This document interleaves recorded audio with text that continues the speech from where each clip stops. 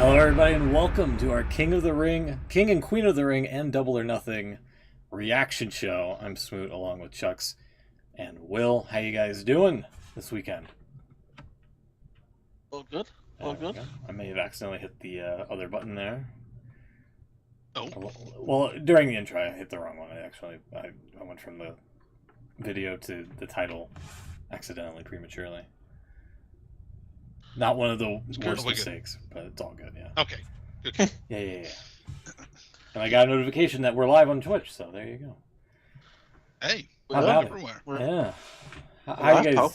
Yeah, we're live, pal. How's it going? It's going. Yeah. There's nothing on this weekend. We had two pay-per-views last weekend. We've got nothing this weekend. Feels like a letdown. Couldn't they have split them up a little bit? Giving us something. Well, yeah. You thought so, wouldn't you? You'd think so, yeah. There's some of that rail fighting. If you want some of that UFC or anything. Ugh. No. Yeah, what do you mean? Ugh? I don't watch that crap. It's fake. Exactly.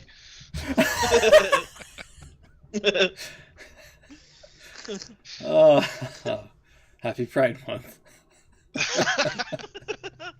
Oh, we're into Pride Month now. Yes. No. Yeah. It's June 1st. March Pride Month? No, June. Maybe in maybe. Oh, is it Women's Month? I think is. Yeah. Maybe March. Okay. Yeah. Cool. All right. Fake. I'm gay.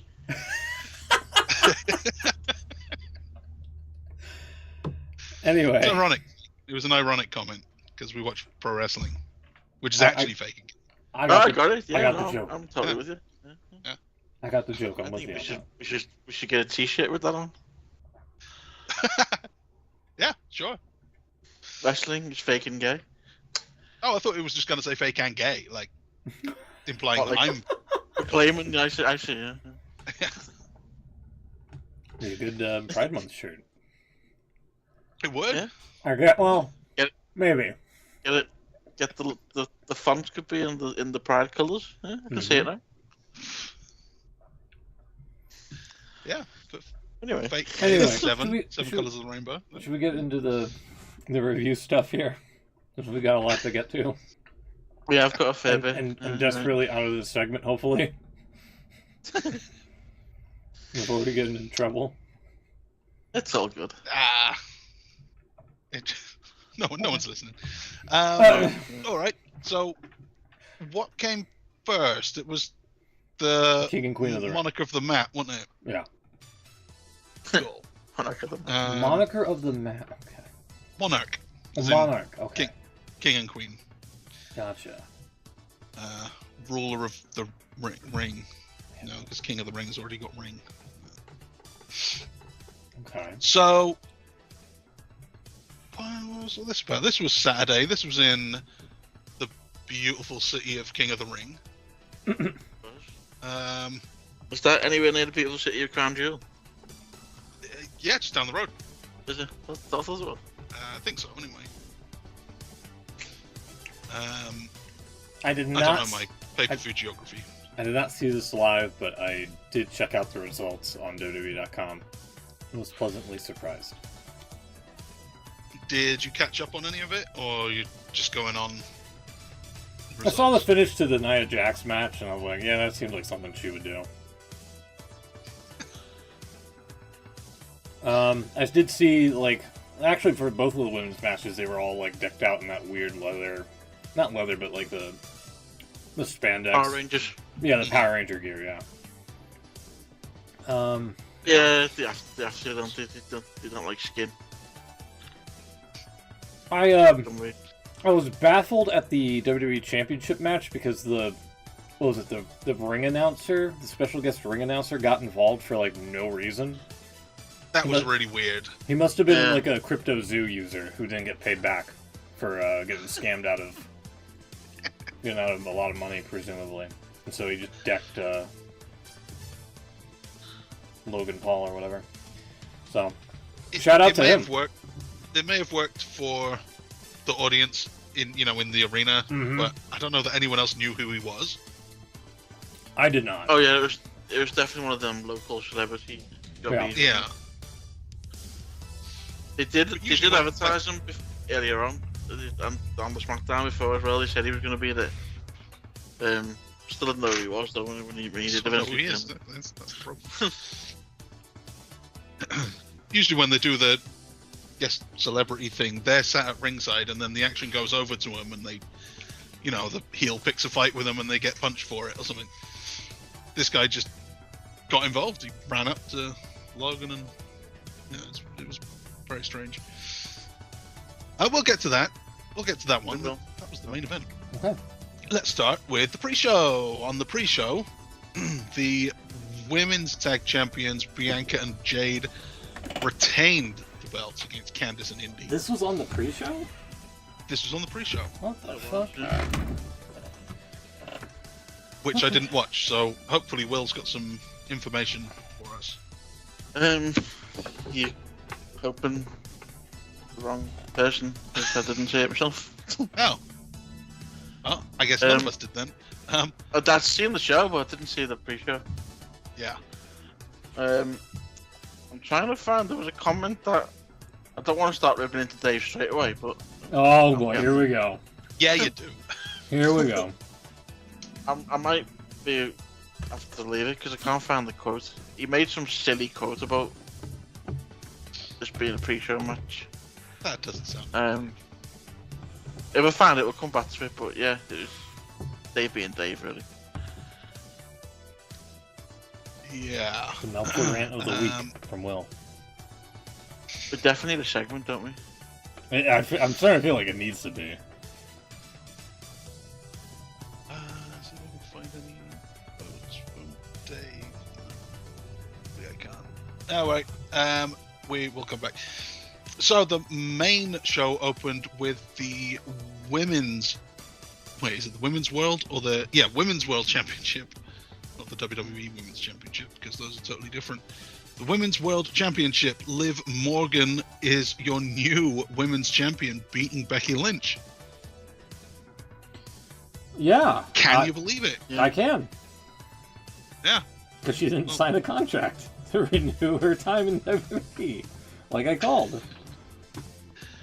Apparently she is now a free agent. Yeah. Yeah, it seems... I didn't really take you seriously last week, I'll be honest with you, but yeah. Wow!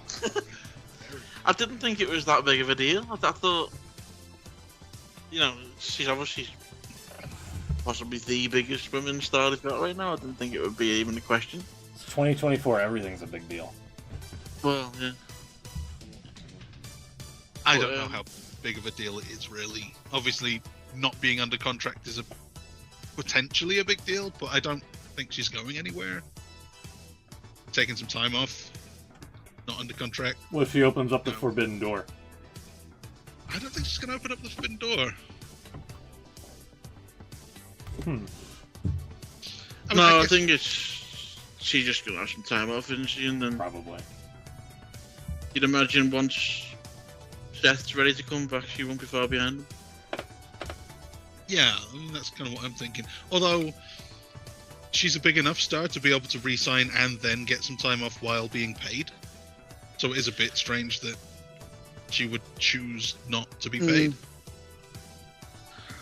But yeah, I don't really see that. There's some talk that she's probably going to end up being the highest paid women's wrestler in the industry. Yeah. Suck it, Monet. Exactly. CEO. She's a lot better.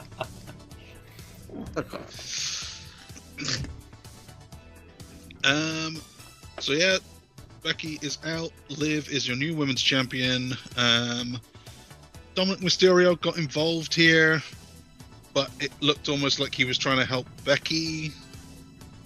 It's all a bit weird. Well, it was kind of followed up on Raw, if you know what happened on Raw. I don't know what happened on Raw. Oh, okay. We'll get to that.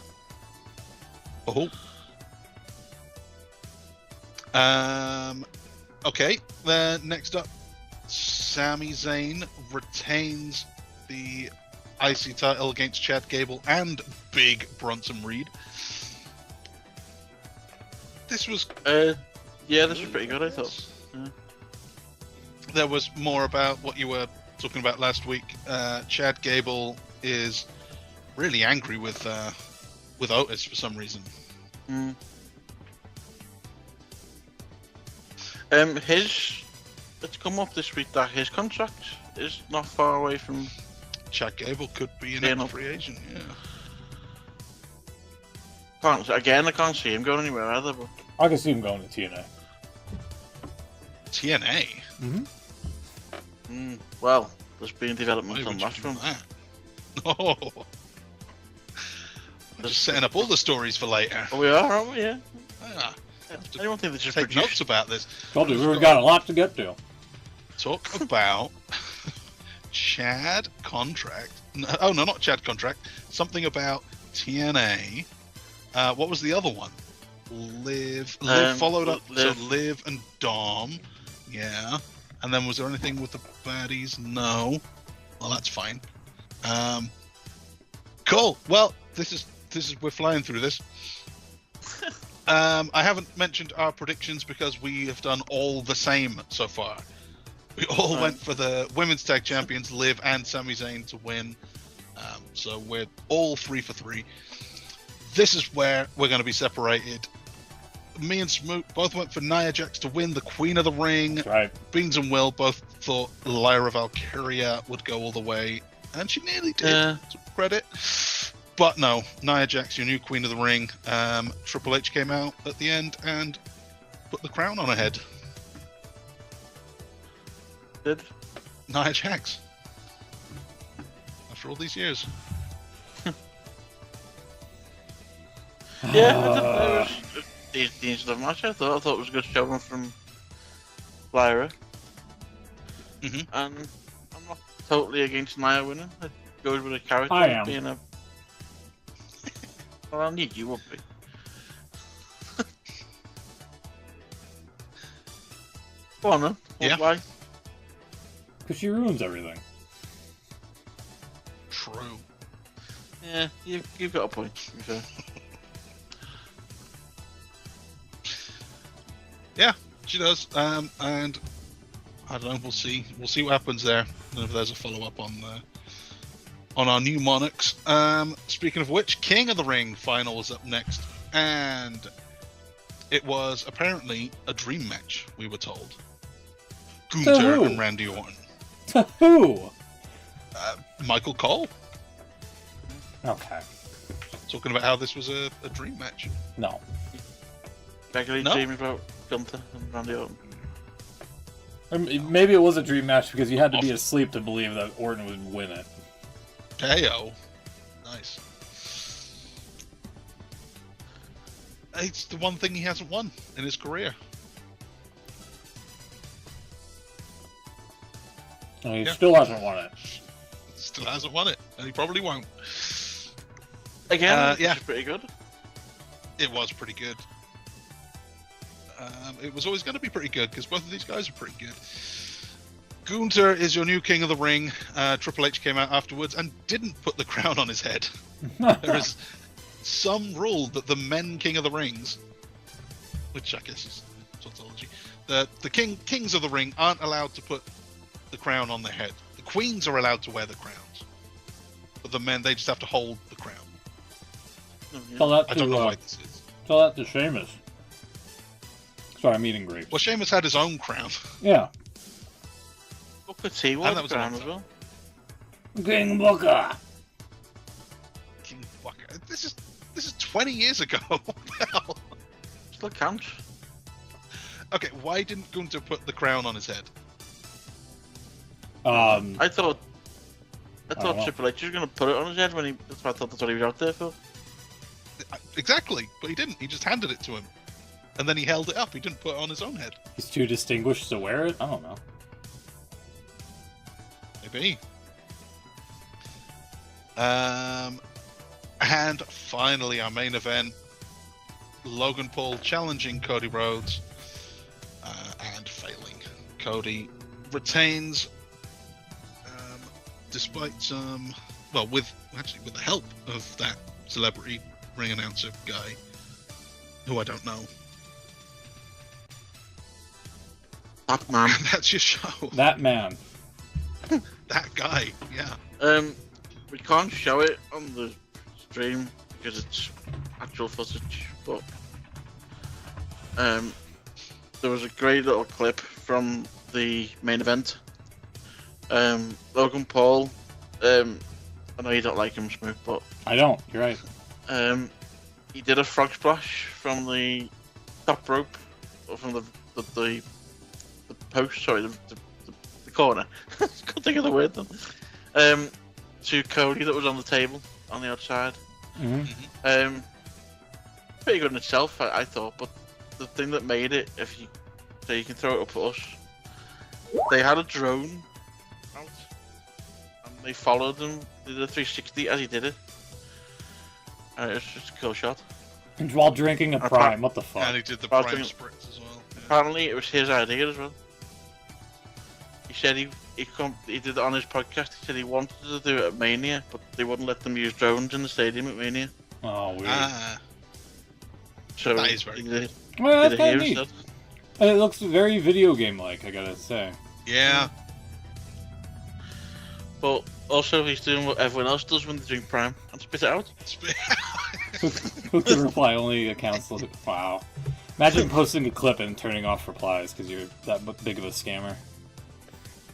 Imagine. It was all over. That wasn't the only clip, it was all over. Yeah. Also, Chucks, how do you pronounce this guy's name right here? Oh, it's Ibrahim. Obviously, it's Ibrahim. Yeah, Ibrahim. Okay. Hajjaj? Is it Haj? That's I know Hajjaj, yeah. Hajjaj. That was the ring announcer that got involved near the end of the match. So, who is he? Is he a comedian? Yeah, I think he said he was a comedian, didn't he? Saudi comedy, I want to see some of that. Oh no, what that's all about. So jokes about women drivers, I guess. Oh, Jesus! See, you can't do that comedy over here. Real throwback. No. There he is. Popular celebrity figure in the Kingdom of Saudi Arabia. Yeah, including the family, Let's Roll, and many more. Whoa. Many more. Oh, he was in... That's right, he was there last year, wasn't he? I remember. Yeah, Ms. TV, at Crown Jewel 2023. You remember that? That's what it says right here. Vaguely remember him. But Also made an appearance at WWE Crown Jewel Tell you about Ms. 2023. TV segment. Boner noise.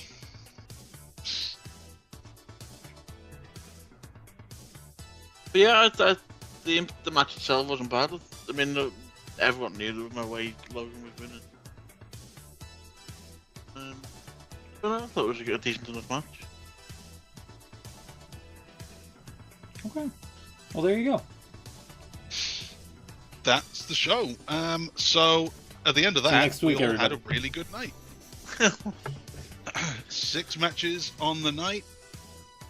Me and Smoot both had perfect games. Yeah. Hell yeah.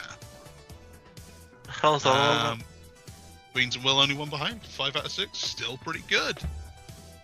So apparently I got a perfect game on the Backlash show as well. So I'm 11 out of 11 for the year so far. Oh yeah. And Smoot's on 10. So this is close. Will on 9, Beans on 8. Eddie, it's all to play for. this? It's all to play for. And we're only 2 pay-per-views in. So, you know. The next one is just around the corner in a couple of weeks. Oh no, what's next? Clash at the Castle in Glasgow. Clash of the Castle in Glasgow. Indeed. NXT Battleground. And then Clash That's of the next. Castle Scott. That next week Battleground in the UFC Apex. UFC Apex? Yeah, they made a big deal out of making the announcement a couple weeks ago. They're using the UFC Apex to do the NXT show. I don't know what the UFC Apex is. It's like their performance center. Their little, is that their weird UFC Island thing? Oh, No, that's in Saudi somewhere, isn't it? Oh, okay. No, it's like when COVID was on, they basically like their performance center type place. Right. They basically made a little arena and stuff. And Cool. at first there was no fans in there, but now they have like a little crowd in there now. Looks cool. They do a lot of training. And they do the odd UFC fight night in there, I think. Yeah, it looks like it. But this should be the first. It's what Raw Underground was trying to be. Yeah. Oh wow. Oh, they've done some power slap in there as well. Oh god. Oh, I seen a horrible clip of that. We'll talk about that later. I seen a horrible power slap clip during the week. Aren't they all? It Yeah. makes me cringe thinking about it. Oh, jeez. Anyway. Sorry. I like a bit of power slap once every. Anyway, speaking of cringe, really, double or nothing. Whoa! That's unfair. It wasn't a bad show, to be fair.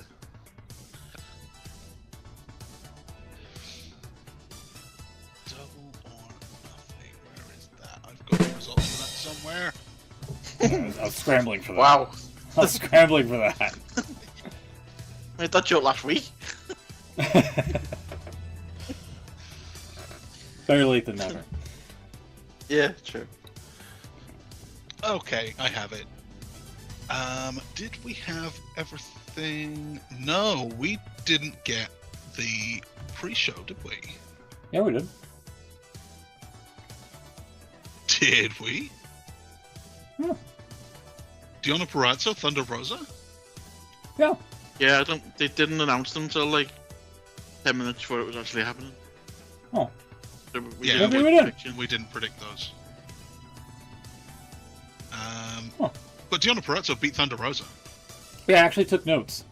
Because I didn't catch this live, but I did watch it on like Monday or Tuesday, took notes, and was going to eventually come back to it, which I didn't finish it up yet. I'm probably going to do it tonight. Give us some notes. I want to hear notes. Okay. Yeah. So, Thunder Rosa paid homage to Elvis because they were in Vegas, and she came out in like a blue outfit. Match is very no frills for a cold AF feud.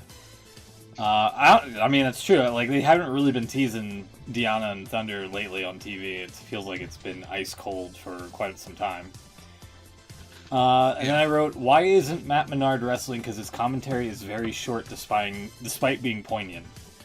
He would just chime in with Despite like... being poignant. Yeah, he would just say like one or two words every like couple of seconds and things like that, but it was just like... He didn't really add much to matches, I feel. And then I also wrote down, I didn't finish this apparently, but I did say Mike Posey's a goof for not seeing the presumably pinfall, because it was like a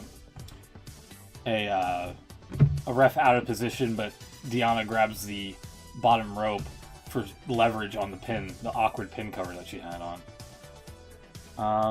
Let's see if I can find it on the Twitter machine here. But yeah, I didn't this didn't wow me too much, I gotta say. For an ice cold feud, maybe that was the point. Yeah. There we go. Yeah, here it is. Okay, found it on. What is he doing over there? Yeah, exactly. It was like That's really awkward. It was like a weird. I forget what it was. Yeah, it was like a crossface that got reversed, and yet Deonna is the one that's supposed to be the quote-unquote person on top, and she's grabbing the bottom rope for leverage. So it already looks awkward from this angle. Doesn't look good from here. It's better. At least you can see the shoulder, but Yeah, he shouldn't be pinned in the corner like that. exactly. Bad for the cameras, at least. Yeah, so I wasn't happy about it. We've forgotten to mention something about King of the Ring. What? That reminded me of that. The pin. Like Gunther apparently pinned Orton with. Oh, yeah? He didn't have his shoulders down.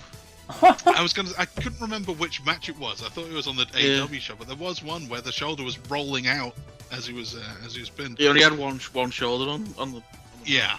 It was really bad. And it was that bad they had to sort of address it. They had Triple H make a little Twitter video afterwards. Saying what? Saying basically the referee's decision was final, but there was a mistake, but basically we're doing nothing about it. So, yeah. Randy ought to be really happy about that. I don't know whether they're going to... He wasn't on SmackDown, so I don't know whether they're actually going to do something with that. Maybe they make a little feud out of it, but... Yeah. It was definitely... Even when they showed the replays afterwards, Corey Graves was like, hang on, that wasn't right. But... They've not done anything about it since, so... What the hell was that, by the way? Yeah, we'll get to it. We'll get to it. Next match was... What is that? Actually, after the Thunder Rosa Deanna match, it was Martha Hart coming out with Tony Khan, announcing that the winners of the Owen Hart Cup this year will get world title shots. The finals will be held in July 10th in Canada, with the title matches being at Wembley, all in. So hold on. So the winner of the tournament gets title matches at the big show in August? That's right. I've not heard that that title before. match against the Big Show. Well, Big G. I've not heard that one before. Well, I was gonna say, finally, common sense is being has returned to pro wrestling, I guess. Why would you do a big tournament like King of the Ring or the Owen Hart Cups and not have it result in anything? It's right. It makes a lot of sense, but it seemed a bit odd that I think it was 2 or 3 days after Triple H announced the same thing. Yeah. Tony Khan's doing the same thing. He really wants to be WWE, doesn't he? yeah. He really wants to try to compete. This was the other match on the pre-show. Bless him. Cage of Agony versus the Acclaimed. And as you see here, this was the Vegas Knights mascot at ringside. This is what Chucks and Will were reacting to a moment ago. And the commentary was like, Matt Menard just chimes in and says, "This guy's up to no good." Shivani's like, "Some fans are booing him." And Menard's like, "I would too." And Shivani's like, "Why?" And then Menard says, "I don't know." I was like, all right. This is why I jotted down that Matt Menard should go back to wrestling. So what actually was it? Was it some sort of it's their hockey team mascot? Was it? Yeah. Oh right, okay. It's their hockey mascot. It looks like Pac-Man. From this angle, yeah. Yeah. What is it? Is it a fish? I thought the angle that I got was even worse when I first looked at it and saw that. I thought, what the hell's going on? Golden Knights. Surely it should be a knight. It's a snake? It's a Gila monster. Yeah. A Gila monster. Of course. Why would it not be Oh a Gila right. monster? Yeah. Of course it is. Okay.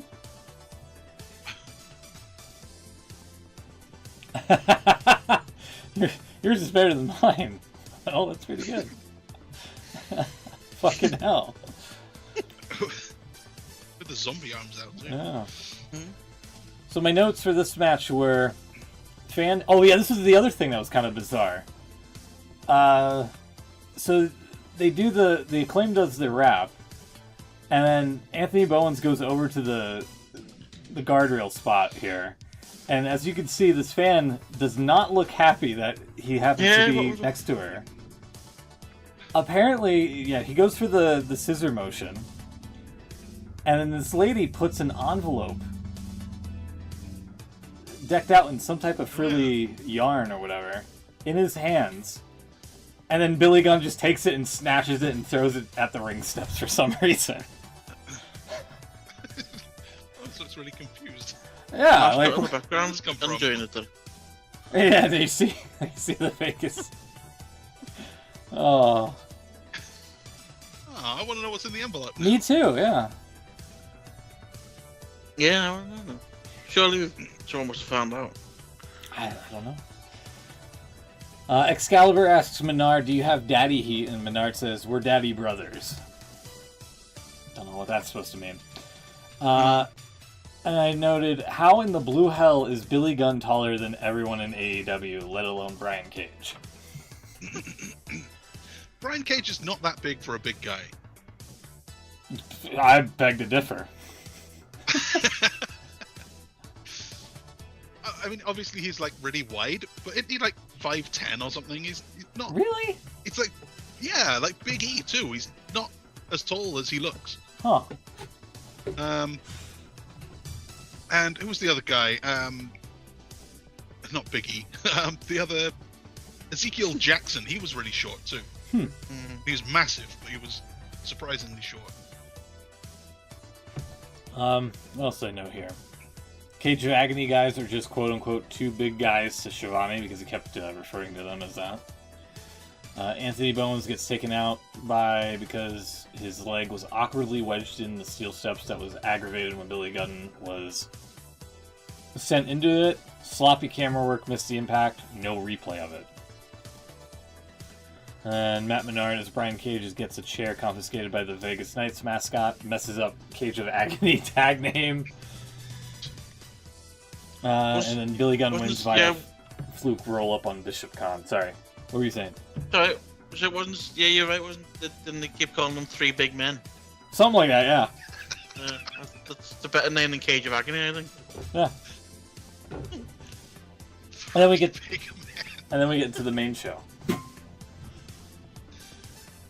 Okay, so Matt Menard apparently is taking over full time on Rampage from Chris Jericho. Yes, I've read that as well. Yeah. So you can enjoy more of that commentary. I won't. Well, no, we don't watch Rampage. True. No, just Rampage. So the main show opened with Will Ospreay, everyone's favorite, beating Roderick Strong for the International Championship. Everybody likes a guy called Will. My notes on this was Roderick distracts ref. Taven goes for a leaping clothesline on a hoisted up Ospreay on Mike Bennett's shoulders. Taven's clothesline misses completely, but the wind from Taven's arm sends Ospreay overextending on the electric chair drop fall to where he lands on his head. You can see it here. Like, this missed by a mile, because they tried to say that Taven got caught up on the top rope, and you can kind of sort of see it here a little bit. That seems to be the case. But, like, the arm doesn't connect with Ospreay, and he does, like, a weird mini backflip on Bennett's shoulders here, to where he lands on his head. Because he had to sell it. He had to sell it, and the ref and whatnot the medical team had to check on him for, like, a moment. Yeah. That looked bad, but he must have been okay. They carried on. Ospreay kind of shrugs off the head trauma. Match waffles on. Wardlow interferes, but before he can powerbomb Ospreay, he literally bumps into the ref. What a buffoon. Late in the match, Roddy sells his storyline neck injury. Great callback. Ospreay waffles on too much with the Tiger Driver with Callis as influence. Roddy hits a nice-looking angle slam and some other knees to the stomach move for a 2 count. No sells galore. Ospreay hits his weird move that he calls the Stormbreaker to become new international champion. So there you go. There you go. New international champion. And that's points all round. It was the right thing to do. And Roderick Strong is really good. He can have good matches, but he is Roderick Strong. Which is unfortunate.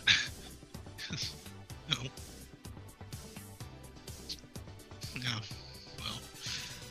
And then, surprise of the night, Adam Cole comes out. Baby. Yep. And he does his big entrance to his own music, not the Kingdom music. And the commentators have to pretend that he's like, oh, this is taking a long time. He's really hamming it up here. This is just the entrance he's always done.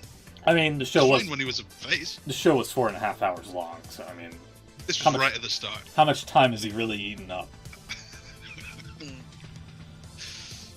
My notes were Adam Cole immediately comes out after the match. Can't remember the last time I saw him on TV after his evil glare to Wardlow at Revolution or whatever it was. I think that was it. MJF interrupts Cole with a really weird POV vignette, looks a lot leaner, and has a cool-looking jacket he got from the other side of the tracks. Which, here. He was. Oh yeah, by the way. Triple H, 2002. Yeah. By the way, here's Ospreay getting a high five from Jesus here in the crowd. That's why he was. That's why he was okay with his neck. He just. Yeah. Everything was good to go. He made sure he was fine and healthy. So yeah, so here it is. Here's MJF's new jacket. He threw on his leather jacket and thought, "Nah, I'm still cold." Let's put a denim one on over the top. Yeah, I don't know if you trying to find a quick picture for you. Oh, you This do is that? vintage Triple H. Yeah. His big There you go. injury return back in It was January of 2002. I've seen someone say a guy with 3 letters as his name comes back from a long injury. There was other. You know what I'm getting at. Yeah. Anyway. Yeah, MJF then hugs Cole and then immediately sack taps him with his foot and then follows up with a brainbuster. He then gets on the mic and name drops New Japan and Vince McMahon, which everybody seemed to go wild over for some reason. He says that he's fueled by hate and claims that masks are dumb. He then proceeds to throw the devil mask that he had, onto the canvas, stomps on it a few times, almost slipped on it as well, drops an elbow on it with a nod to Ric Flair like this was an episode of Nitro back in the day, then spits on it and hurls it into the Vegas crowd. So there you go, you can kind of sort of see it here. Drops an elbow. Because he got all fired up. He like Ric Flair must have been like a big influence to him because there's like a lot of mannerisms and little subtle details that he has. And then yeah, also this bet on yourself with the new tattoo that he got. Yep. He shows that off and exclaims he's not fucking going anywhere. So there you go. Is it just me or does the text on that tattoo look kind of off? I mean, it's handmade. Ship's not round, are they? Yeah. I mean, look. The perspective on it, it's like that's not a very well done tattoo. No. Look, I'm cool with it. I would much rather settle for this than the shitty Punisher-like neck tattoo that Cody has. Yeah, sure. Anything on like the calf there is better than anything on the neck. I agree. Pick up the number of a good laser removal place when you go to WWE in a few years. He says he's not going anywhere. Yeah. And then we had Death Triangle and the Bang Bang Gang, where Rey Fenix nearly fell on his ass during the entrance, as you can see here. Almost looked like he's going to break a limb again.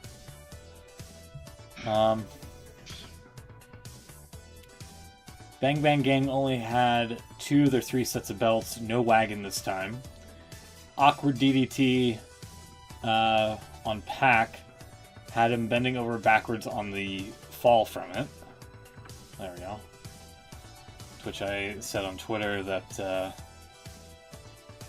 not necessarily the way you want to bend coming out of a DDT. If I didn't know that Pac was really flexible, I'd say this would be really painful. Excalibur welcomes the Spanish announce team at ringside, throws shade at the botched table spot on Dynamite. Shivani puts over how strong Sanjay Dutt is. Death Triangle had the upper hand of the match. Pac gets the tag, and Taz points out Pac's chest after Jay White slapped the shit out of it. Which I think I have an image of as well. There, hold on. Oh, did I not get a... Oh, did I not get a shot of that? Hold on. That's the next match. I thought I got a thing of it. Hold on. I do have... I did save my screenshots this time around here. Hold on, I'm getting ahead of myself here. Let me see if I got a shot of it. would have been not that one, not that one, not that one. Yeah, there we go. There you can see it on the stream. Yeah, look at the shit. Look at the fucking bruise on his chest, dude. That's after Jay White like slapped him in the corner there, and like on Dynamite. Fast forwarding here a little bit. Let's see. What we got here? Hold on. Might have been because I quote or either like. Yeah. Okay. Yeah. Here it is. My bad. There we are.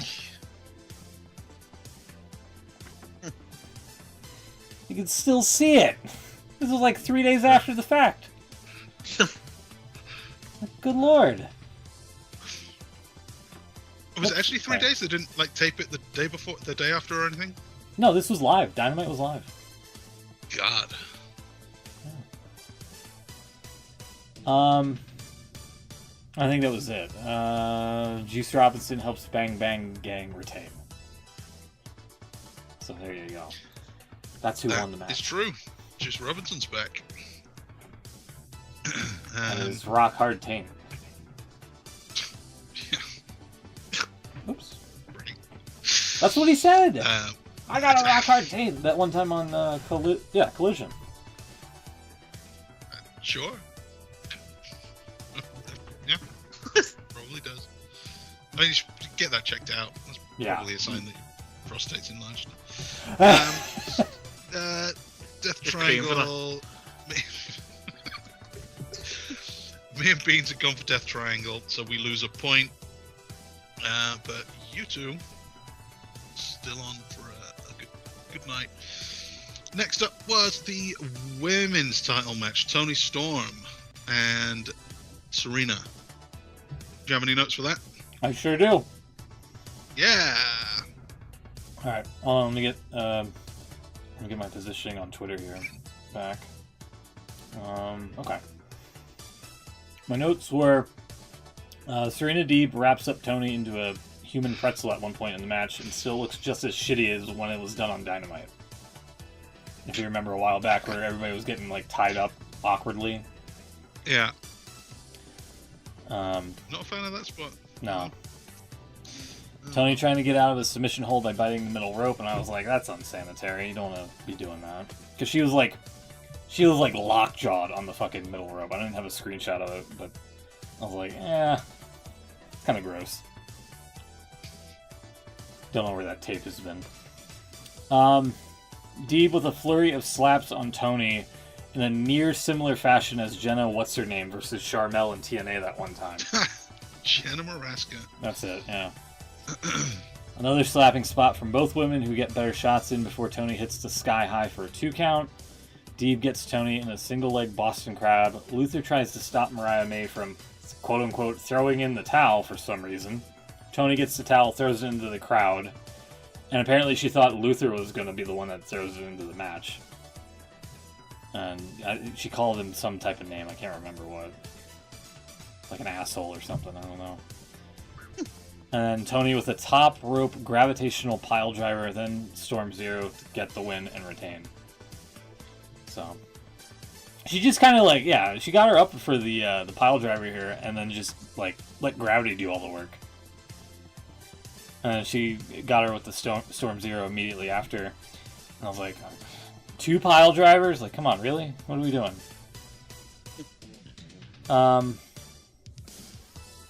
Yeah, so that was my notes, and Toni Storm retains. So disappointingly, no flashlight stroke. No what? No flash? No flashlight stroke, like I was sort of predicting. Oh, they're gonna. That's right. You wanted to give her a seizure. Yeah. Oh, right. I'm just gonna click a flashlight on and off several times till she had a seizure. Yeah. I guess that would work. Yeah. Any thoughts? Any other? Not an illegal object, is it? You're bringing the torch into the ring, but you're not. You're not actually hitting her with it. Nope. You can't say that light isn't. Unless you, I was gonna say, unless you count light as a physical foreign object.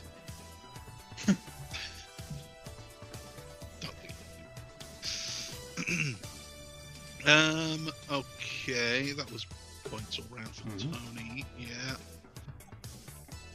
And then Orange Cassidy, Trent Beretta.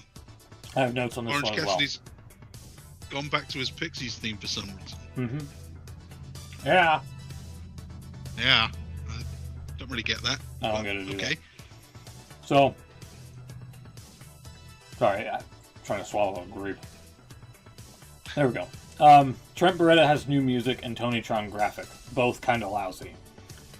Orange Cassidy has new torn paper graphic in his Tonytron, but goes back to his old black text on white backdrop stuff with old obnoxious entrance music that I can't remember the name of.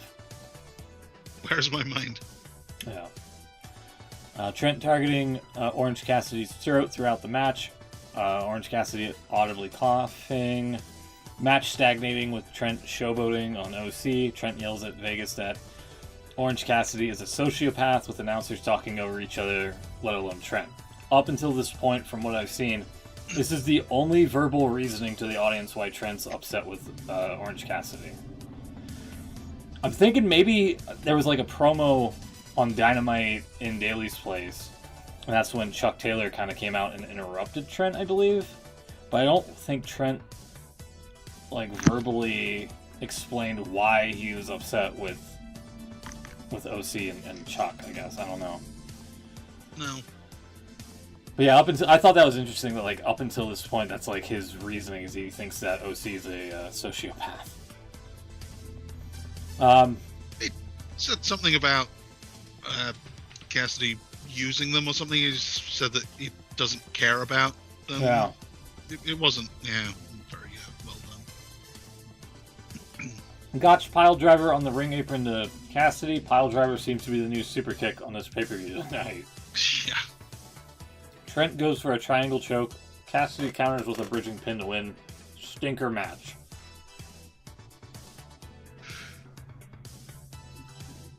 Fast forward to Dynamite a little bit. Don Callis had a contract for Orange Cassidy to sign to be part of the family. Cassidy tore it up very slowly. Very slowly. And then gets interrupted by Statlander and Stokely. Statlander would turn heel later in the night on Double or Nothing, apparently. And then Trent comes out and bludgeons Orange Cassidy to a bloody pulp. And my questioning was, why wasn't this done on the pay-per-view? Callis was on commentary for it. He picked the leg on Cassidy in the go-home Dynamite, insinuating the turn. Having it happen after the pay-per-view feels incorrect, but better late than never, I guess. It felt like that's what it was leading to, which Right. is why we all predicted Trent Beretta to win the match, and Correct. he didn't. No. It feels like it was done too late. If you're going to get to this point anyway, why not just do it when it matters? But I guess we'll find out. Maybe they're going somewhere. It looks like a rematch is inevitable. So yeah, no points for anyone there. Yeah, so this is where my notes stop. Strange decision. Only an hour and a half Alright. into the show. Well, there's plenty more of this show to go. Yeah, I know, it's 4.5 hours. It's a 4.5 hour show. And we have a three-way for the World Championship, which is a really awkward thing to have to say every time, so I hope Jericho loses it soon. This was not the night, though. Jericho beat Hook and Shibata to retain, and the learning tree is still growing. So that's points for all of us, but not the Beans.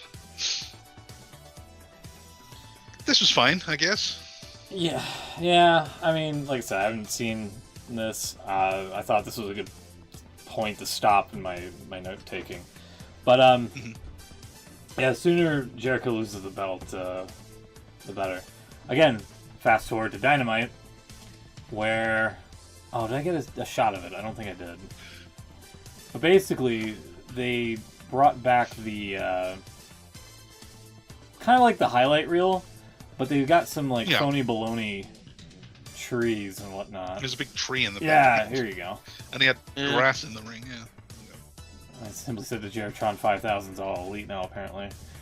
But it came off as like Jericho watched a segment of the Firefly Funhouse and interpreted it in the most incorrect way imaginable to mimic it. Kinda. He's doing a phony nice guy act, and this kind of works for it. There's something about it that I can't quite work out why I don't like it, because it's not like he's doing a bad job. It just I think it's just because it's Jericho. I don't need more Jericho at this point. He, in his book and in all the interviews and stuff, he talks about reinventing himself, and that's the secret to his longevity. He always has something else to try out, and he isn't scared to leave the things that worked in the past and try something new, and he trusts himself to make it work, and all that good stuff. And that's fine. But it's been nearly 35 years. Yeah. And when you're in the ring and you move like wet cement and have a body of chewed bubble gum, I mean, he's still really good. He's in his 50s now. He is still really good, especially when you consider his age. I mean, you're not wrong that he does look like bubblegum, but thank you. I'm not going to say it's fine. That's not my complaint about Jericho. My complaint is that he's been in AEW for 5 years, and how many characters has he done now? How many times has he reinvented himself? It's almost like he's trying to prove he can still do it every 6 months. I'll just try something else. I'll be a wizard for a while, and I'll be Le Champion for a while, and then I'll do this faction, and then that'll split up, and I'll do another faction, and then I'll be this insincere guy, or I don't need that. I would be much happier if he were to disappear for a while and then make sporadic appearances just as Chris Jericho. Pick the thing that worked the best, the Y2J or whatever, and just do that once every 3 months. Considering he has his own backstage area from WWE All Access, or not WWE, AEW All Access a while back before that show got canceled, they had like a signboard as to like where to go backstage and whatnot, and Jericho has his own locker room. I think Sting had his own locker room too. Yeah, I believe that. I remember that as well. Yeah, I don't know. He should just be a behind-the-scenes guy now. I don't think there's anything on TV that I personally want to see him do. And then you factor in the allegations of him and the either like sexual harassment or misconduct allegedly to Kylie Ray as like why she left AEW a long time ago. I don't know. Just it seems like just an unsavory character, both on and off screen. I feel Chris Jericho is, so that could be why people aren't buying into it. And like I said, he is 50. He can still go. I'm not disputing that. But like I said, he moves like wet cement and has a body of like chewed bubblegum. This is coming from me, who's never been to a gym. Yada yada yada. So.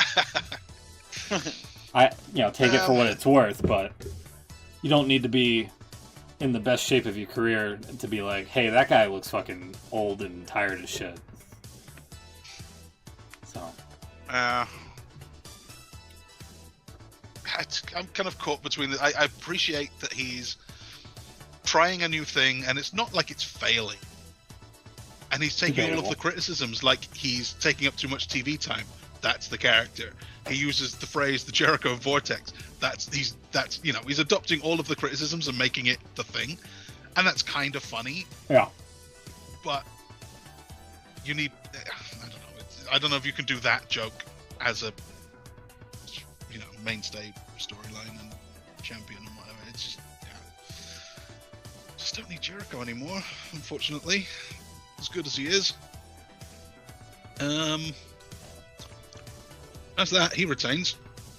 And then the IWGP World Heavyweight Eliminator match where Jon Moxley beat Takeshita. So what was the point of this? Great question. I haven't seen it yet, so I don't know. He just won, and it was a decent match. These guys are both really good. They spent 20 minutes doing their thing, and it was fine. But why do you have to keep doing these eliminator matches where the champion just wins and it doesn't ever lead to anything?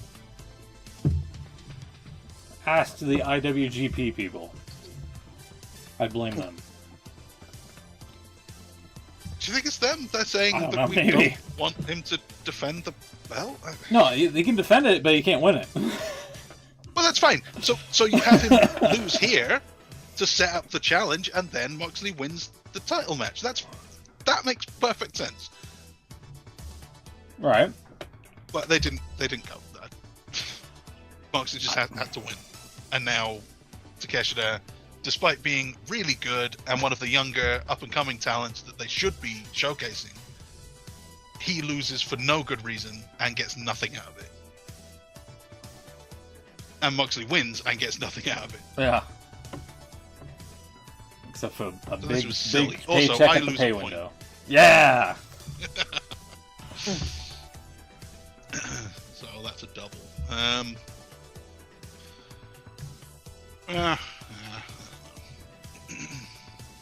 I don't know. I understand this Tony Khan guy sometimes. You know what else I don't understand? Why a 50-year-old man would climb to the top of a cage and then jump down right onto his broken ankle, his now broken ankle, leg or whatever. Just Yeah, go they for said- me watching it. I thought this was interesting because here I think we could play the video from Edge or Adam Copeland himself here. Let's see.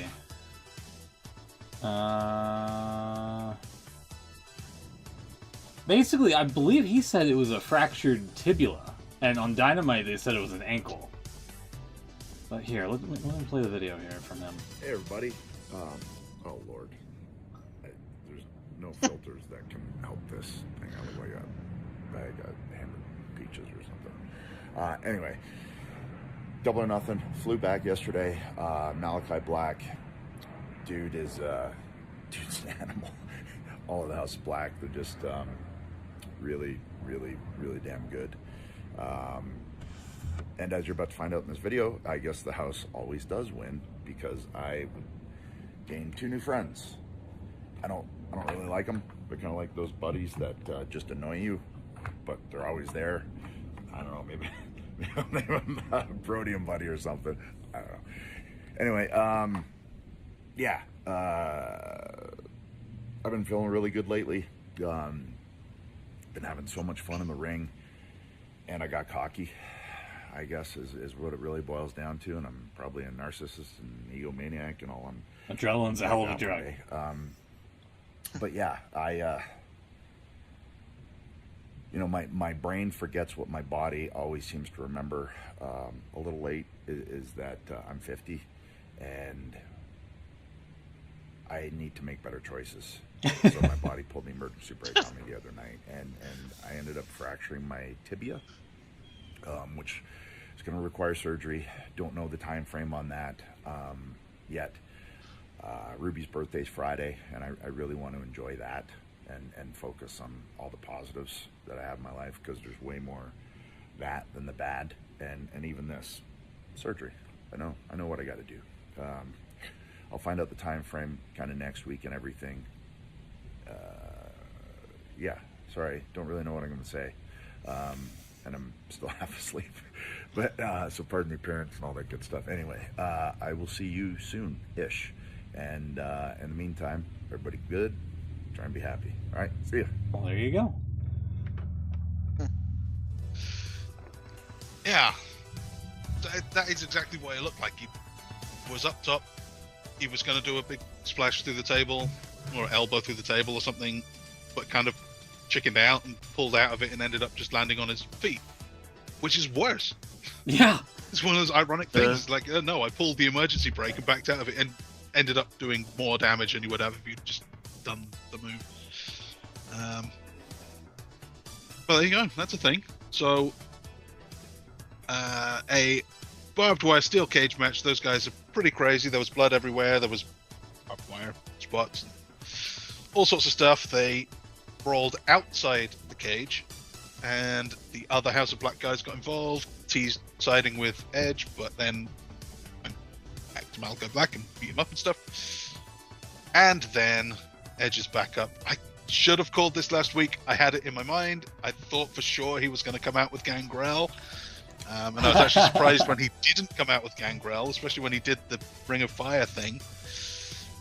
But Gangrel did make an appearance, and he looks exactly the same, despite having... Good. Surely he is actually a vampire.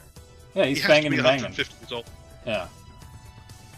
He's probably And he 50 looks- and knows how to stay youthful and doesn't wrestle like he's in wet cement. I mean, he's got 60s now, isn't he? Maybe. Is he only 50? 55?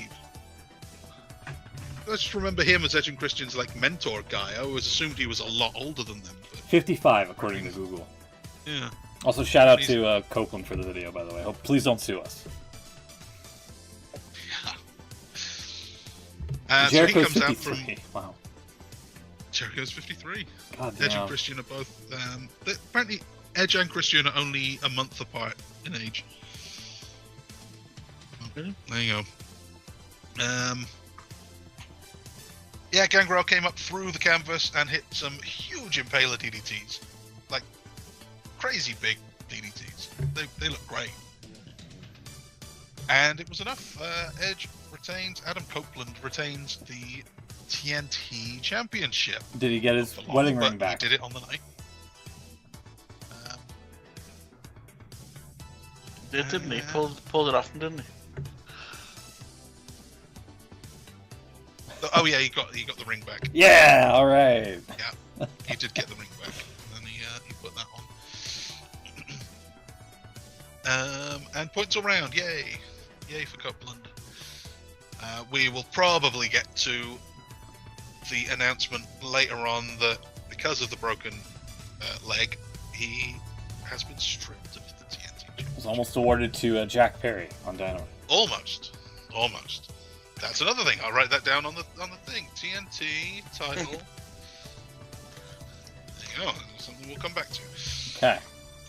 Because we have another title change here. Willow Nightingale no longer your TBS champion. Mercedes Moné on her debut.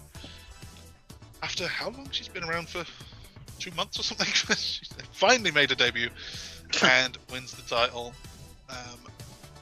Thanks to Stokely and Chris Statlander turning on their friend. So there you go. That's the thing. New champ. Your CEO. CEO, which Will was mocking earlier. I just don't get it. Now.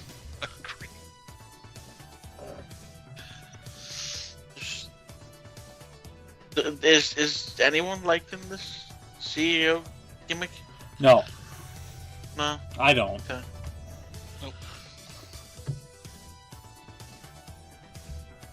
Tony Khan clearly is. Well, he's paying for it. Yeah, true. This could be a thumbs down, actually. This would be a thumbs down. Swerve Strickland and his first world title defense is not your main event. And it's against Christian. I really went with Anarchy in the Arena as the last match, huh? Yeah. Wow, And that's kind of that- shitty. It's probably the right move, but it sucks that you've got this new champion. He's a homegrown guy, doesn't have the name value to fall back on. You've really got to make the guy your top guy. Yeah. And they've done everything they could to bury him here. They've given him a lame challenger. I mean, we like Christian and everything. He's great. Father of the Year. But it is Christian. It's a nothing challenger. We know that Swerve's going to win. There's very little interest in this match. And it's not even the main event. Well, because it didn't have anybody getting set on fire either. Well, there's that. Yeah. Well, yeah. So Swerve just wins. 25 minutes this one. Swerve's still your world champion because of course he is. I'll have to. I was told to check out the AEW TBS Championship because I heard it was really good, but we'll see. Like I said, I'm planning on watching the rest of this later, and then next week if we do a show, I'll try to finish my notes and tell you if I liked anything or disliked a lot of things about it. I guess I don't know. Mm-hmm. Anarchy in the Arena, the main event. Looks like Anarchy in the arena. Nobody was fooled by Team WCW here. They started things off. They did the theme song dragging through the match. Oh, thing. I really hate that. I didn't like it beforehand because it just seemed very unprofessional. But apparently it was a Jericho idea, I guess. They made it work. They had it was Darby Allin came out last, so they had his music going for a little while. Nick Jackson got on the mic and said, "No, turn the shit off. we're gonna play something good. Play our theme music." So they put the EVP theme song on. Bryan Danielson then got the microphone and said, "No, we're not doing this one. Play the best wrestling entrance music ever." And sure enough, they play the final countdown. They do the final countdown. Everyone enjoyed saying the final countdown. And a couple of minutes later, Nick Jackson gets another mic and says, "No, right, cut this off right now. Every time we play this, it costs us $200,000. We're on a budget here." Yeah. Which is probably legit. That is an expensive song. There's a shoot, yeah. That's a shoot. So that was amusing. They did the music as a spot. It's fun. God, where to go with this? Darby Allin did a big coffin drop off the balcony, and then got run over later on by the Jack Perry scapegoat mobile. Cry me a river. Yeah. Okada does the Rainmaker pose, but then does the finger instead. That's a good spot. There was a bunch of stuff. There's pile drivers on the poker chips and all sorts. But the big news is the flamethrower finally got used. Why would you introduce a flamethrower if you're not going to use it? And not deliver on it, yeah. Chekhov's flamethrower did get used. Darby Allin shows up and legit sets fire to Jack Perry. It didn't last very long. There was a great picture of it. I'm not sure. Fast forward to Dynamite because apparently people were upset that Jack Perry wasn't selling the burns or whatever, and I was like, saw a lot of people complaining about Jack Perry not selling being set on fire a few nights ago. I'm guessing that's because AEW learned their lesson last time. And then I literally spent like 20 minutes trying to find this post. No thanks to this website search function. And it's a 2021 episode of Dynamite where Cody Rhodes got set on fire, but they prepped him up by putting flammable protective gel on his back, and when he disrobed it, it's all the fibers you could see. Oops, I hit the wrong thing. All the fibers like stuck to it, and because of that, like some of the gel wore off, and so when he got set on fire through the flaming table, like you could actually see some of the burn marks and things like that. So so on this one, they did a spot earlier in the match where Jungle Boy and Darby Allin brawled through the backstage bit, and there was an ice bath. Darby Allin dunked him, Jack Perry, into the ice bath, which is obviously the flame, whatever. And then so he stayed wet through the rest of the match, and then got lit up. Look at that shot! Incredible. It's crazy. Did you see the video of Tony Khan as this was happening? No.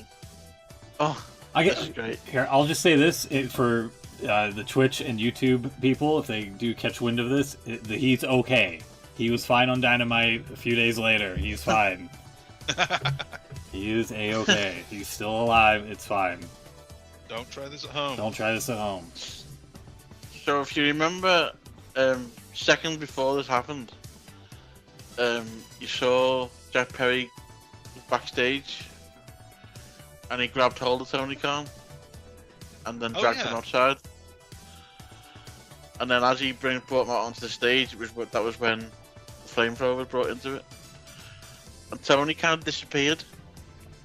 Well, he had to go back to producing the match. Well, he did, but before that, He's fearful of his life. he was. I can see why. But before this happened, sorry, I've lost the chat window. Where the hell's it gone? There we go. Before he did that, he decided to have a little roll.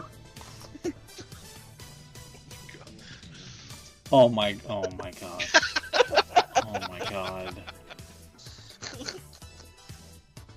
Oh my god.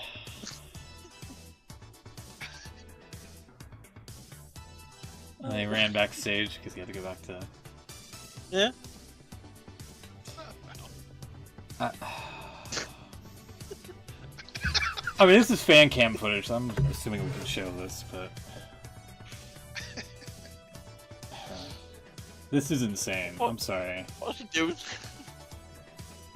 This dude has not done anything physical in his life. Like, what? That's not how you... Just roll down the ramp! What are you doing? Like, what is this? He's never done, like, a stop, drop, and roll thing in his life. He saw fire and he immediately dropped and rolled. And then he, like, has to duck and then head back to the back to go back to producing the show. Like, unbelievable. Unbelievable. There you have it. That's, I guess doubling nothing. Very strange. But that's not all. It got pretty crazy even after the flamethrower. They dragged Darby into the ring, hang him up by his ankles. Well, what the hell was all about? He was there for ages, bro. He was up there for so long. It can't have been good for him. And as the match finally finished with Jungle Boy pinning Daniel Bryan, the crowd was chanting, "Please help Darby." Yeah. They didn't care about the match anymore. They just wanted someone to bring Darby back down. But that was it. The Elite wins. Points all around for that one too. Good match. Pretty crazy stuff. Yeah, right. And what is this? Is this a 10-match show? Yeah, we've got 10 here. And me and Beans lagging behind here, joint third on 7 out of the 10. But both of you guys, because you predicted the exact same thing all the way up and down the show. Did we really? I didn't realise. Yes, you did. You both end up with 9 out of 10, only Trent Rowling you now. So overall, that has changed the standings a little. Beans on 13 out of, I think it's 21? 22? Okay. 22? 22. Yeah, 13, so he's not done so well. Then Will in third on 17. That's a pretty good score. I'm on 18. Smoot, you are now in the lead. Damn right. Overall rankings. Damn right. 19 out of 22. That's strong. Yeah, good then. So that's predictions for a while.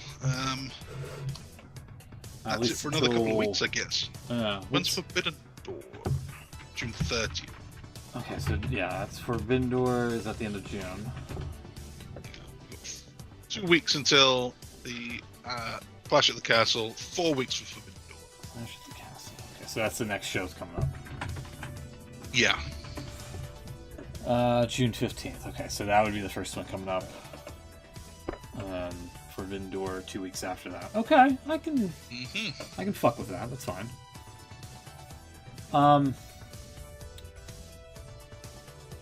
Yeah. Okay. Let me pan the music out.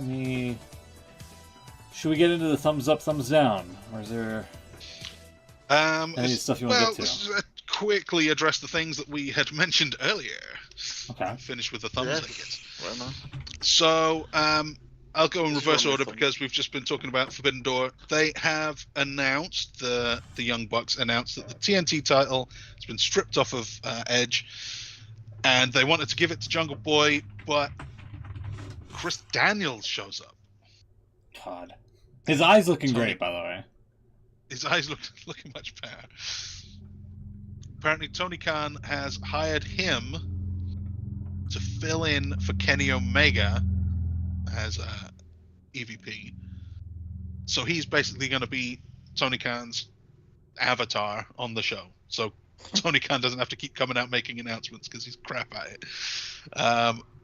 Daniels is very good. He's overruled the Bucks somehow and said that the TNT title will be up for grabs in a ladder match at Forbidden Door, and they're going to have some qualifiers over the next couple of weeks. Did you That's not one notice of them. that he announced the match for Friday Night Dynamite? He did, yeah. I was wondering about that. I think he obviously meant Rampage, but we'll let him off. Maybe they're doing like a back-to-back thing. Think so? Could be. Probably They could be not. They could be getting bumped because of hockey. Perhaps. It's true. Oh, hockey. Okay. Yeah. Could be. The other Forbidden Door news is that Will Ospreay won a gauntlet match to find the number one contender for Swerve. So we're going to have a champion versus champion. The world title. So that's good. That's pretty good. I like that. That's going to be after Forbidden Door, yeah. That's going to be at Forbidden Door, Swerve and Ospreay. That's a tough one to Bit weird. call. He's just getting the. He just won the other title, and now he's getting a shot at that. Exactly. He's on the rise, on the ascent. What was the other things we talked about a little bit? TNA. What was the TNA news? Oh, yeah, Jordan, so if you Jordan know- Grace. Yeah, on Jordan NXT. Grace turned up on NXT. And they're now going to be doing, we mentioned before, a battleground at the UFC Apex. It's going to be the first time ever. TNA Knockouts champion versus NXT champion. Mm-hmm. Was it Battleground? That was called Battleground. Yep. So yeah, and apparently this is not the only bit of crossover, if you like, that we're going to be seeing. There's going to be more. We don't know where or when, but apparently it's part of a long-term deal that we're going to be seeing more of. Becky Lynch to Impact, maybe. There's a couple of things happened during the week that since this happened, which I don't think anything's ever going to come of it, but it was kind of cool to see. Drew McIntyre just put a picture of him when he was in TNA as the Impact champion. I think he said something about if I'm not going to get the title here, then I can always go there, or something like that. Which then Moose replied to him and said, "I'm always ready for you," some along those lines. It was open both ways then, yeah. And then the New Day got involved and said, if there's going to be more crossover stuff, then we're going to take the TNA titles, and then we're going to do a collaboration with Joe Hendry. Nice. Which the whole thing has also sparked the rumor that I don't think it will ever happen, but it could be cool if it did. Joe Hendry could show up at Clash of the Castle in Glasgow in a couple of weeks. Oh man, that'd be crazy. That would be really good if it did, but you never know. So yeah, it's just kind of cool to see TNA working with WWE. Well, I don't know if you remember this, but on the first show of the year, our prediction show, I don't Will remember made what you a said. bold prediction. Did I? You did. Well, you made two, in fact. But one of them is relevant here. One, it was. Do you remember what you'd said? No, can't remember. Oh, WWE buys TNA. Buys TNA, okay. You Yeah. said WWE was going to buy TNA. Well, I could see it happen. If not far off. There is talk. I don't know if you remember. I think it was 2-3 years ago now. They did the Worlds Collide pay-per-view on the network. Yep. And it was NXT versus NXT UK. Back when that was a thing. Yeah. There was a little bit of talk that maybe we might get NXT versus TNA Worlds Collide. That'd be cool. That's a forbidden door. Their own forbidden door. Yeah. Yeah. You got to think as well. They're both in Florida, aren't they? So it could be quite easily done. Huh. So yeah, that was. It's kind of cool to see. I mean, this would have been a couple of years ago. This wouldn't have never even been thought of, but no, it's a new era. It really is. Yes, it is. And then I need to know about Liv Morgan and Dom Mysterio. What happened there? So, they had a rematch inside a cage between Liv and Becky. Oh, Becky wasn't quite done. No, it turned out this was her last match. Yeah. She even did the little sitting in the ring, supposedly thinking of what her future holds. While everyone chanted "Thank you, Becky," so seems everyone kind of knew what was going on. Yeah. The ending was a little bit of a mess. Braun Strowman's been getting involved with Judgment Day a little bit, mainly with JD McDonough, or as Michael Cole has started calling him, JD McFunko. And basically, Strowman came out. It was obviously a cage match. He was out because McDonough was out there, sort of obviously. Yeah, on where did he go to? Can't quite remember where he was out there for something. Anyway, Strowman was chasing him, and then as he went past the cage door was open because Becky was trying to get out to win. And as Strowman came past, he didn't realise, and he knocked Dom into the cage door, which then knocked Becky out, and then Liv won. And then afterwards, as this was not a lot of people seen this, because apparently it was cut because they were running out of time on USA Network. So as the match finished, and as Liv is walking down the aisle with the belt, the copyright thing came up, and apparently that's when it went off. And a couple of seconds later, it was actually shown on the UK feed because we get a different one. She kissed Dom. And then they went off the air with them two playing tonsil tennis with each other. So yeah, then that's obviously going to lead to Rhea coming back, and you can see where that's going straight away.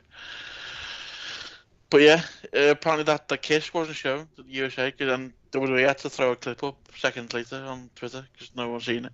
Yeah. So yeah, that's the latest on Liv and Dom. Yeah, it's finally happened. And there was one other thing. You had a clip there actually, Smooth, on your screen. I don't know whether you can go back to it. It was on your Twitter, I think. Yeah. I gotcha. There was another story from NXT. There it is, right there. Ethan Page, formerly of AEW Parish. From ended up in as NXT. What's his face on NXT? Yeah, Vic Joseph actually never Okay. said it. I really need to hear the clip of. Okay, here. Apparently, I think we can play it. Yeah, hold on. We can play the audio. At least try to. there was another one that I need to hear too. I think. Don't sue us, WWE. Booker! Who the hell is that? Why the pause there? First off, you don't need the pause there. Second. Oh my God! Whoa! Booker, that's Ethan Page! Wasn't he in AEW? So apparently there was another spot where he said, "Holy S," Oh. because he's reading Really? it from a script. Yeah. So his script would have said "Holy S" like hyphen, but instead of saying Oh. "Holy sh," he said "Holy S." Oh, sorry, and then he got us kicked off air. I need to hear that. I don't think that's in Missed the. that. I don't think that's in that clip. That It's not in that one. No. no. Skirting a dangerous line here of Yeah. claims and whatnot. Yeah, Ethan Page. I mean, he was a free agent because AEW didn't renew his contract. So I mean, we could see more of him there. He also said that he hasn't signed officially with WWE either. For what it's worth. Mm. But it does look like he's getting a title shot at Battleground. It's going to be him and Trick Williams. Well, if he doesn't sign a contract, he ain't winning that match. No offense, but Well, maybe he goes to TNA, you know.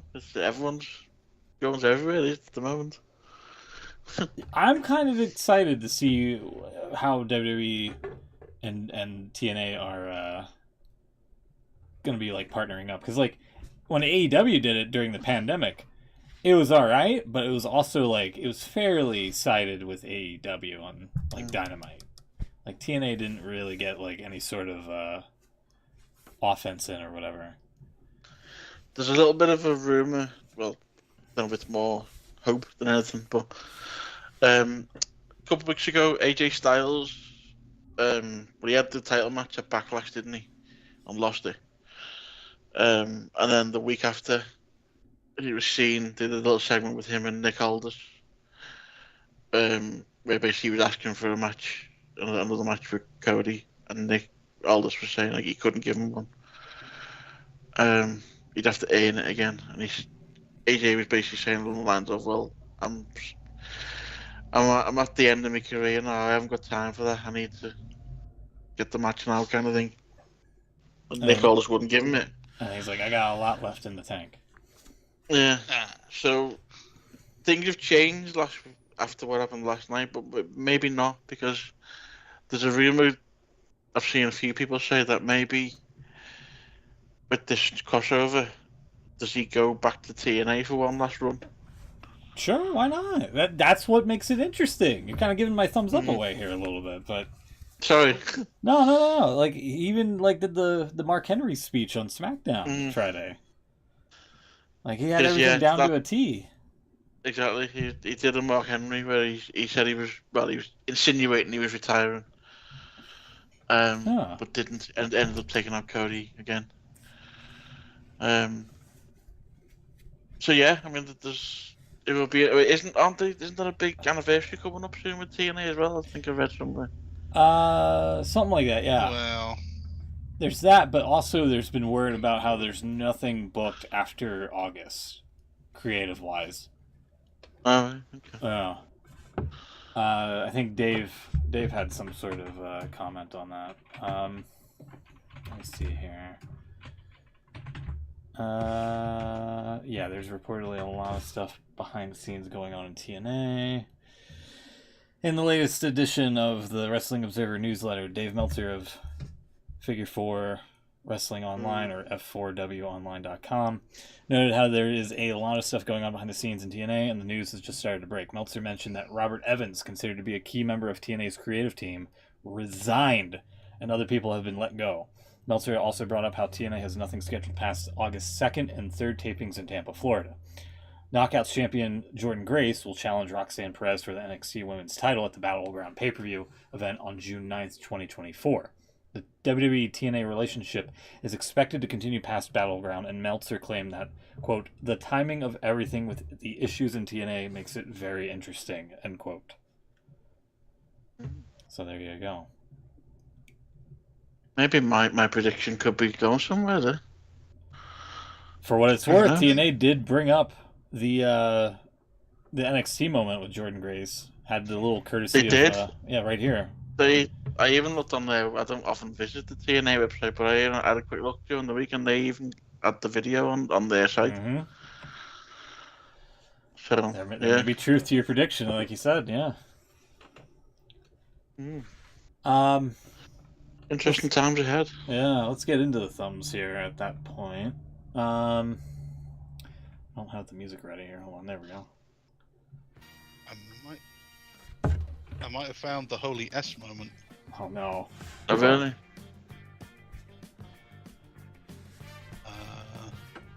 It was when Jordan Grace came out, apparently. Oh, holy S! Yeah. There you go. I'm sure you can play the audio, if not the video. Video probably not. It would get us claimed, but the audio I think Yeah. might be okay. Is it timestamped right here? It's timestamped. So Roxanne is in the ring, and Ava, whatever her name is, says, "You're going to be challenged by." Jordan Grace. Let's see here. Come on.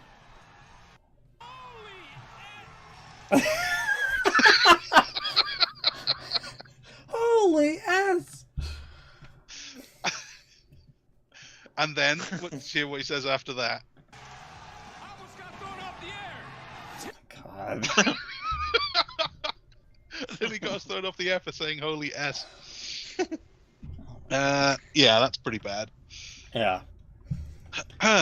Right. Let's see. I did see, I don't know how true it is. I couldn't even tell you who tweeted it, but I seen during the week that apparently Jordan Grace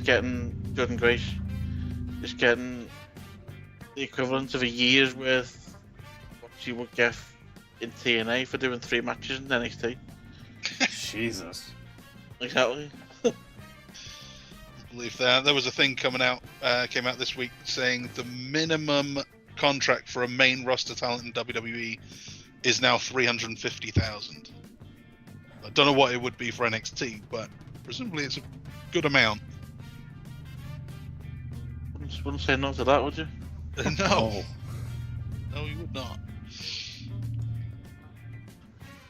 Which leads us into our thumbs up, thumbs down. What do you have? I imagine Alright. that's guaranteed as well. I mean, the days where your pay was related to how shows were doing, that's all gone. Mhm. By the sound of it. So yeah. Well, there's been downside guarantees for a long time, but they would get like pay-per-view bonuses and stuff. Obviously, Yeah. merchandise sales. Pay-per-view bonuses have been gone since the network. That's 10 years now. Yeah. I don't know if there's other bonuses and incentives and stuff, but yeah, there's a good guarantee these days.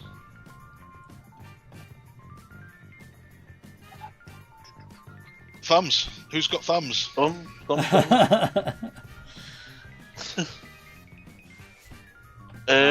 You guys go first. I have a couple already.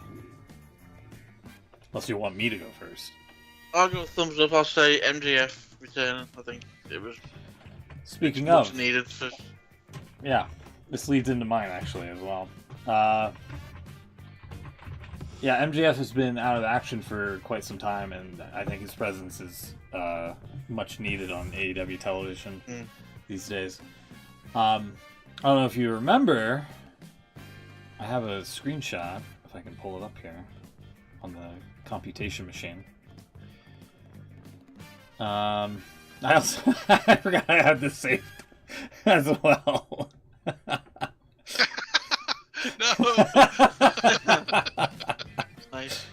The Tony Khan tattoo.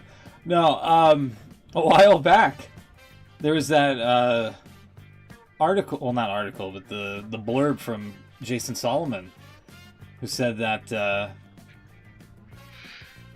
he heard through the grapevine that the recovery for MJF wasn't doing too hot, and I simply, oops, sorry, wrong one. I simply quote retweeted either this is true or we'll see him at like Double or Nothing in a few weeks from now, and that was like back in April. Nice. So my thumbs up is pretty much You. yeah, me accurately calling the MJF smokescreen. Yeah, pretty good, wasn't it? Yeah. And the other one, honestly, is probably WWE partnering up with TNA, which, oh shit, I hit a lot of wrong keys just now. Hold on. How do you think a guy like Dolph Ziggler is feeling about it, though? Oh god, yeah, no kidding, Oh dude. yeah. I'm sure he's God like, damn it! I was starting to make a name for myself, and now I'm going to be Dolph Ziggler again. yeah. Let's check in with our. Is TNA still in business? Yeah. Yeah, very much so. Still chugging along. Anyway, that. Here, let me go back to my other one here. But yeah, no, I agree with you. Like, it's like Ziggler's trying to make a name for himself, and then all of a sudden, out in the blue, WWE's like, "Hey, we're partners. You get to be Ziggler Yeah. again."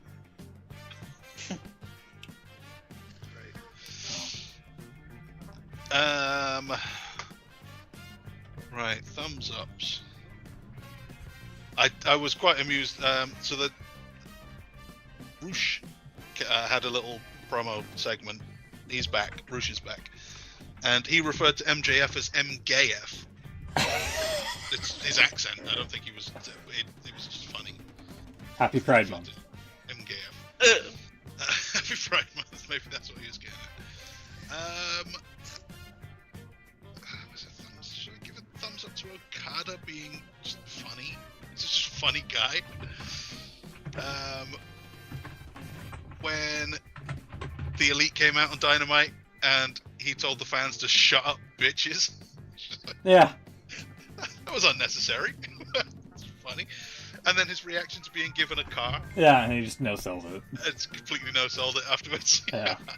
I like Okada. He's a funny guy. Okay. So Okada's comedic timing, yeah, exactly. Also, I don't know where my thumbs are on this. I've got a thing. You can tell me Okay. how you guys feel about it. Okay, go for it. What's your thing? how do I say this thing? AEW has way too many belts, right? We've talked about this before. Right. They've got one belt that's worth having, and then a ton of belts that aren't worth having. And the belt that's worth having is on Swerve. I like Swerve. He's cool. Mm-hmm. And all of the belts that aren't worth having are on their top guys, their biggest names, for some reason. It's like they've deliberately put the FTW Championship on Chris Jericho, big name. They've put the Continental one on... which one was the Continental? That's on Ospreay, right? And he's the hottest guy in the company right now. They've put TNT on Edge. There's another one, International. Who's got the International right now? That's on someone big too. Ospreay, isn't it? Oh, is that one Ospreay? Yeah. God damn it. Who's the Like, Continental? I'm not. There's too many of them, I don't know. There's way too many. International.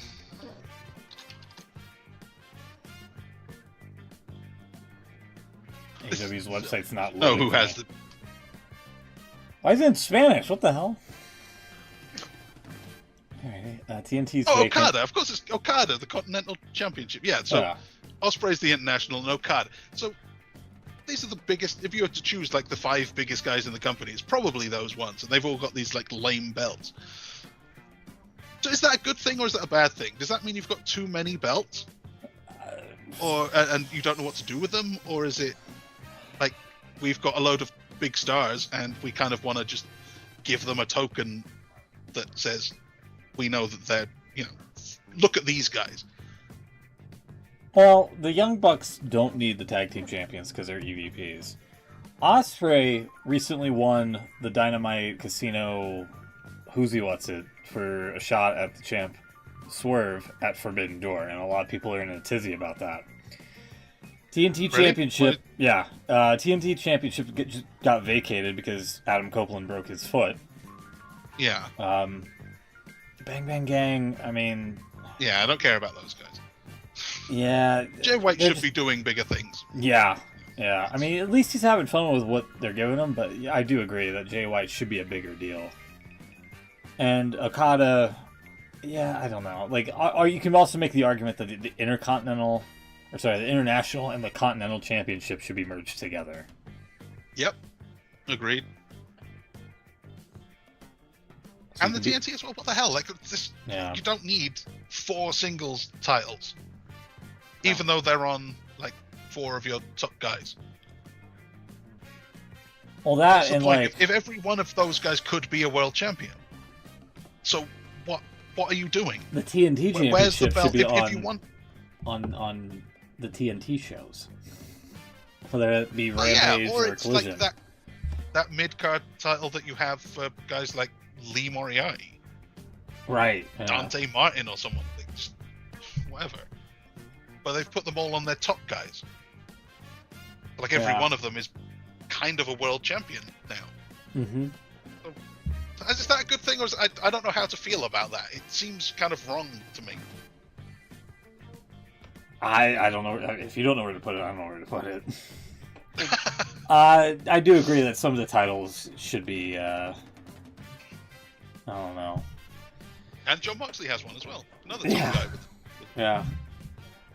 Well, the IWGP feels like a bigger deal than the AEW one, I feel, which is also kind of an issue with him. Just like, that's kind of the issue with like independent contractors doing their own thing, becoming champions elsewhere, and then they go to like an established product like Dynamite, and then you hardly see them or they're not booked. True. Like, this guy's a big deal in another company, but over here, where he's like employed to be a part of the show, he's like barely featured, Yeah, I don't know where to tell you to put that. I don't want to put too many belts on the thumbs down again, but I noticed it recently that, yeah, there's too many belts, but they're all on these top guys.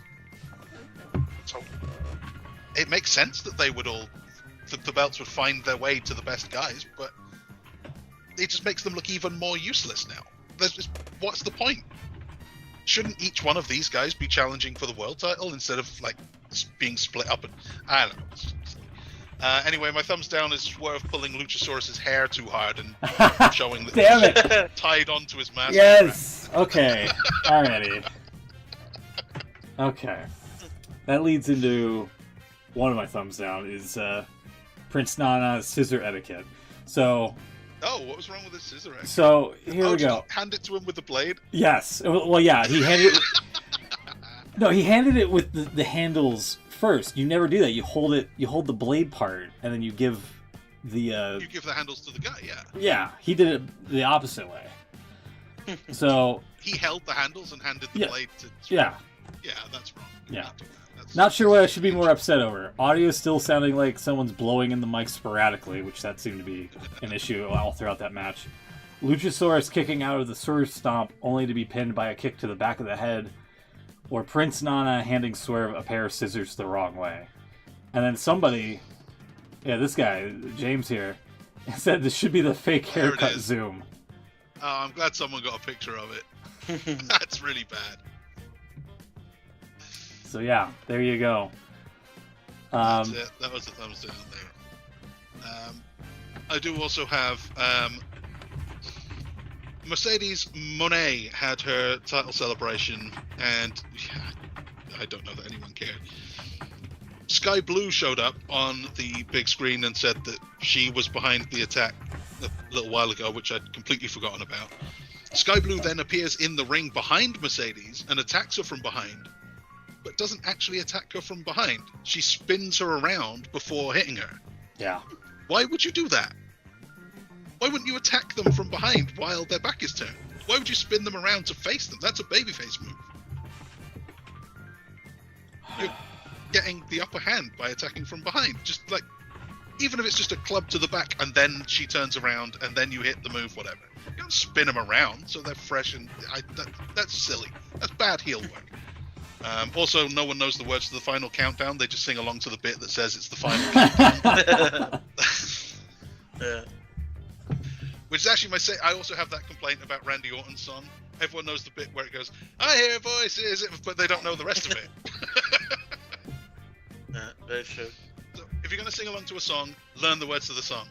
Everyone's got a phone. You can look up the lyrics on your phone. Just do that. Don't just sing along to the one line that you know.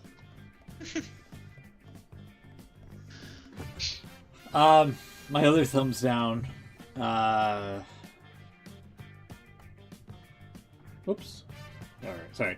the Tony Khan video that we just saw of him rolling down the ramp during Anarchy in the Arena.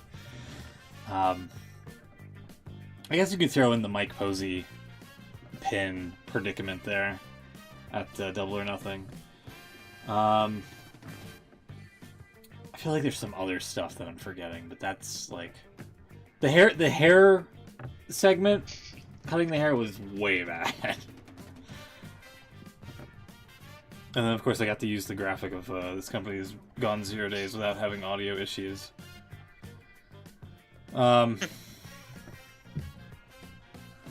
I don't know. I just think... Oh, God, sorry. I just think it's little things like that I don't know, that stack up, and it's just made AEW, like, unpalatable. Well, not unpalatable. That's a bit harsh, but it's just, like... It feels like TNA with money. And it kind of goes with, like, what that one guy, like, when AEW first started up, like, 5 years ago, that there's, like, very similarities to TNA, and they brought up, like, how Chris Daniels still looks young as shit, and he's a wrestler and all that, and just, it feels like TNA with a budget. So.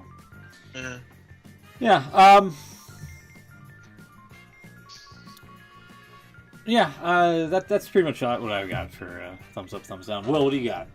Is it just Jeff Jarrett, who was on the pre-show, by the way? He was. I was quite disappointed to see that, to be honest.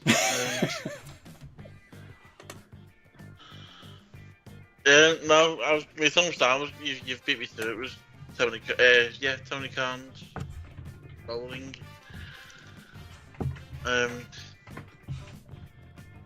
I'll go thumbs up. I don't know.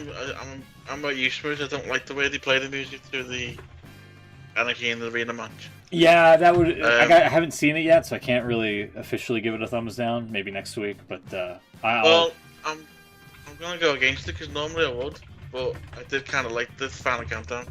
Kind of cool. Oh, the song's fine. Yeah. So I'll go thumbs up for that, and it was also cool to see whichever one it was it Nicholas? I don't know. Whichever book it was, stopping it. Yeah. Saying that they had a budget. Yeah. That was kind of cool. That was a good line. And I'll go thumbs up. We played it before we came on the air. The Taj calling people dude.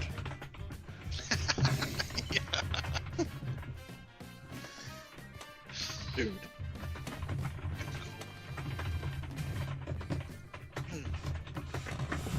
Yeah, that was on the Fight TV feed, where they were just bickering during the commercial break for the U.S. audience. And Shivani was like, "Call the match, dude," and Taz was like, "I am calling the match." Dude. That was pretty funny, I gotta say. It's well worth looking up that clip. I do like a Taz meltdown every now and then. Yeah. Anything else before we get out of here? I can't think of anything. Okay. Usually is. We usually forget something. What was that? There usually is. Usually something we've forgotten to mention. Yeah. And then we like postpone it till next week. Yeah, you're right. It's fine. Like us on the socials, IWC show on X, formerly Twitter. They actually changed it to X now. But you can watch us live there. There's also YouTube and Twitch here. We should be back next week, even though it's going to be kind of like a nothing. I'll try to watch the rest of the Double or Nothing as well. And maybe we'll have Beans on the show again. He said he would have been on tonight, but he had to get up super duper early Sunday morning. So, yeah, we'll see you then. Have a great one. Have a great weekend. And take care, everybody. Have a good one. Good night.